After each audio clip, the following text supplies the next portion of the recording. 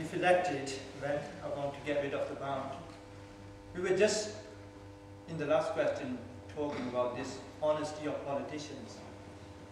You know, over the last 65 years, what this British public has not been able to understand, and these politicians keep lying to them.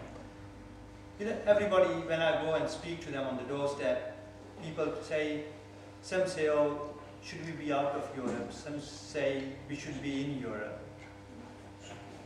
You know, for the last 65 years, we've not have let the public decide on this issue. And that's the reason that the Liberal Democrats, in their manifesto, promised the public, the people of Great Britain, to decide whether we want to be in Europe or out of Europe. So it's not for me to decide.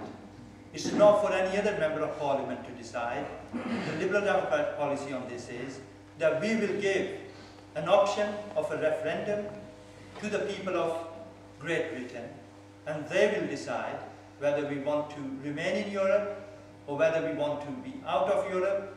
And I honestly believe that we need an honest debate on this issue, because this issue affects businesses in this country. That issue, I meet a lot of people on the doorstep, affects the immigration in this country, and people are angry about it. And I think that's the best solution, rather than me saying, oh, we want to keep the pound, or whether we want to keep the Poles in or take them out. I think, once and forever, we need to decide whether we want to remain in Europe or outside Europe. My personal view is that if we can do business with the rest of the world without being in the rest of the world, it may be that if the British people decide that we don't want to be in Europe, then we will do that business with them as usual as we do it with the rest of the world.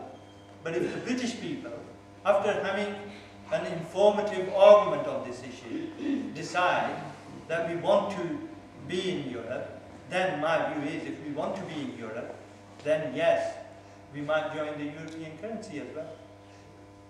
Thank you. I hope I've answered the question.